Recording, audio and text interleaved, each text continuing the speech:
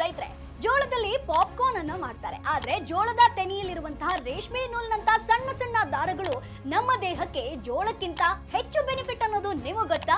ಜೋಳದ ತೆನೆಗಳ ಸಿಪ್ಪೆ ಸುಲಿದಾಗ ಸಣ್ಣ ಸಣ್ಣ ದಾರದ ತರ ಇರುತ್ತೆ. ಅದನ್ನ ನಾವು ವೇಸ್ಟ್ ಅಂತ ಕಸಕ್ ಹಾಕಿ ಬಿಡ್ತೀವಿ. ಕೊರಿಯಾದಂತ ದೇಶಗಳು ಈ ದಾರಗಳಿಂದ ಟೀ ಮಾಡಿ ಆರೋಗ್ಯವನ್ನ ಕಾಪಾಡಿಕೊಳ್ತಿದ್ದಾರೆ.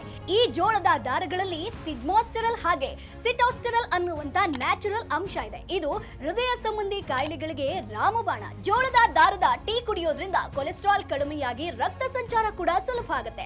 ಜೋಳದ ದಾರಗಳಲ್ಲಿ ವಿಟಮಿನ್ ಕೆ ಅಂಶ ಹೆಚ್ಚಾಗಿರುತ್ತೆ. ಇದರಿಂದ ಬ್ಲಡ್ ಲಾಸ್ ಕೂಡ ಕಡಿಮೆ ಆಗುವಂತದ್ದು. ಅದಕ್ಕೆ ಗರ್ಭಿಣಿ ಹೆಣ್ಣು ಮಕ್ಕಳಿಗೆ ಕಾರ್ನ್ ಸಿಲ್ಕ್ ಟೀ ಕುಡಿಯುವಂತೆ ಡಾಕ್ಟರ್ ಸಜೆಸ್ಟ್ ಮಾಡ್ತಾರೆ. ಹೆರಿಗೆ ಸಂದರ್ಭದಲ್ಲಿ ರಕ್ತಸ್ರಾವವನ್ನ ಇದು ತಡೆಯುತ್ತಂತೆ. ಹೌದು, ಕಾರ್ನ್ ಸಿಲ್ಕ್ ಅನ್ನ ಒಣಗಿಸಿ ಪ್ಯಾಕ್ ಮಾಡಿ ಆನ್ಲೈನ್ ಪ್ಲಾಟ್ಫಾರ್ಮ್ ಗಳಲ್ಲಿ ಮಾರಾಟ ಮಾಡಲಾಗುತ್ತೆ. 30 ಟೀ ಬ್ಯಾಗ್ ಗಳಿಗೆ 650 ರಿಂದ 700 ರೂಪಾಯಿ ತನಕ ಬೆಲೆ ಇದೆ.